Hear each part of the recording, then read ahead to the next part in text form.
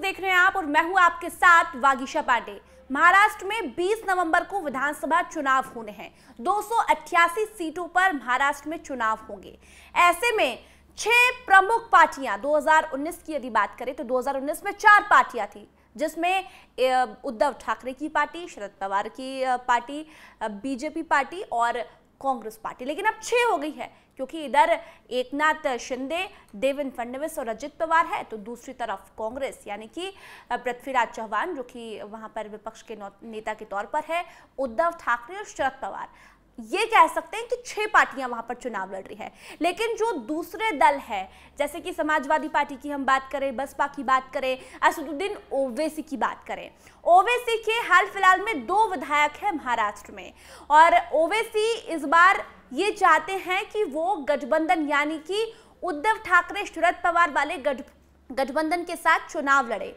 उन्होंने ये ऑफर दिया है। लेकिन आपको बता दें, ओवैसी से पहले इम्तियाज जलील पूर्व सांसद रहे हैं ओवैसी के, उन्होंने शरद पवार को और कांग्रेस को यानी कि राहुल गांधी को, खड़गे को और उद्धव ठाकरे को ऑफर दिया है कि हमें महागठबंधन में यानी कि महाविकास अघाड़ी में शामिल कर ले, बीजेपी को हराने में हम आपका पूरा साथ देंगे। अब यही बात असदुद्दीन ओवैसी भी दोहरा रहे हैं। असदुद्दीन ओवैसी कह रहे हैं कि मैंने कांग्रेस को, शरद पवार को और उद्धव ठाकरे को यानी कि ये कहा है कि हमें महाविकास अघाड़ी में शामिल कर लें, हम बीजेपी को हराना चाहते हैं। हमने ये ऑफर दे दिया पत्र के माध्यम से। अब ओवैसी कह रहे हैं कि आप ऑफर स्वीकार करते हैं तो ठीक है, वरना हम महाराष्ट्र में तो चुनाव लड़ेंगे, मुझे मेरी भी पार्टी देखनी है। तो कुल मिलाकर ओवैसी अब किसका खेल बिगाड़ेंगे, ये सबसे बड़ा सवाल है। लेकिन उससे पहले असदुद्दीन ओवैसी का ये बयान सुनिए, जिसमें उन्होंने ऑफर दिया है महाविकास अघाड़ी को। महाराष्ट्र में हमने कहा, इम्तियाज जलील ने खत लिख कर दिया कि आओ हम बात करने तैयार हैं, आप बात करिए। हम भी नहीं चाहते कि महाराष्ट्र में दोबारा शिंदे, फडणवीस और अजित पवार की हुकूमत बने, हम नहीं चाहते, मगर आप बातचीत करो, करे तो अच्छा है, नहीं करेंगे तो मुझे भी तो अपनी पार्टी चलाना है ना। मेरे 2 एमएलए हैं, मालेगांव में मुफ्ती इस्माइल साहब, धुरिया में फारूक शाह हैं, इम्तियाज जलील 3,20,000 के ऊपर वोट हासिल किए। औरंगाबाद में मेरे 26 कारपोरेटर थे, नांदेड़ में है, शोलापुर में हमने फारूक को अपना उम्मीदवार बनाया है। देखिए, ये जो पोस्टर आपको दिखाई दे रहा है, भावी मुख्यमंत्री इम्तियाज जलील, जिसे लोग मान चुके हैं, यानी कि ओवैसी अलग ही चुनाव लड़ेंगे, इस पोस्टर से साफ जाहिर हो रहा है।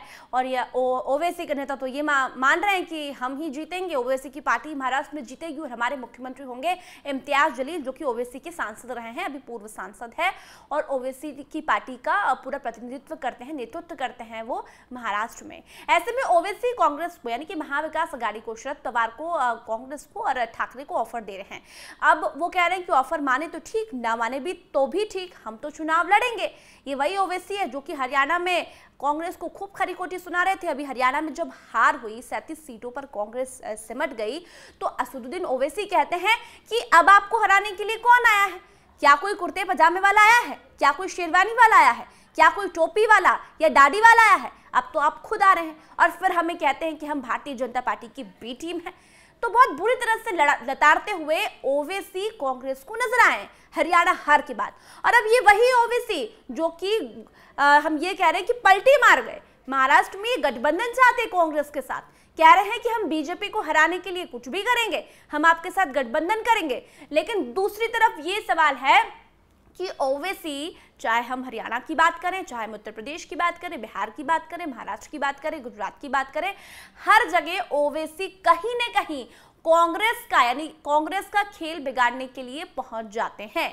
अब ओवैसी का ऑफर ये कहा जा रहा है कि शरद पवार जो महाविकास अघाड़ी के नेता है, उन्होंने एक्सेप्ट नहीं किया है। जब उनसे पूछा गया कि ओवैसी ने आपको ऑफर दिया है कि उन्हें शामिल कर लीजिए, तो शरद पवार ने कहा कि मुझे इस बात की कोई जानकारी नहीं है कि ओवैसी चाहते हैं हमारे साथ आना।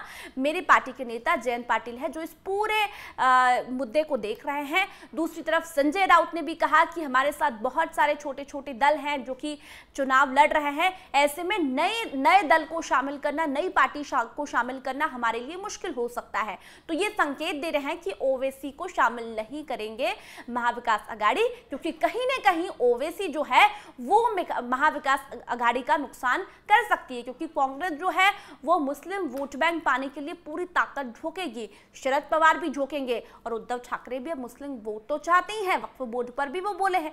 तो ऐसे में असदुद्दीन ओवैसी अब किसका खेल बिगाड़ेंगे? या तो ओवैसी ठाकरे के सामने गिड़गिड़ा रहे हैं, या फिर ओवैसी अब फिर से बीजेपी की बी टीम बनकर कांग्रेस का खेल बिगाड़ना चाहते हैं। यहां पर दो बातें हैं, या तो ओवैसी को शामिल कर ले कांग्रेस, या फिर अगर नहीं शामिल करती है तो कहीं ना कहीं कांग्रेस का खेल ओवैसी बिगाड़ सकते हैं। अभी 2 विधायक है, ओवैसी ने अपनी पार्टी के और भी चेहरों के नाम जो है वो घोषित किए हैं, जिसमें हम आपको बता दें कि धुले और मालेगांव जो सीट है वहां पर ऑलरेडी ओवैसी के विधायक हैं। उसमें जो नाम है वो भी हम आपको बता रहे हैं, विधायक मुफ्ती इस्माइल जो कि ओवैसी की विधायक है, शाह फारूक अनवर वो भी ओवैसी की विधायक है, फारूक शब्दी का नाम उन्होंने अनाउंस कर दिया है, रईस लश्करिया का नाम भी अनाउंस कर दिया है, इम्तियाज जलील का नाम भी उसमें सामने आ रहा है। तो ऐसे करके ओवैसी ने 4 से 5 अपने जो चेहरे हैं वो महाराष्ट्र में उतार दिए हैं। तो ओवैसी भी पूरी ताकत से महाराष्ट्र में लड़ेंगे।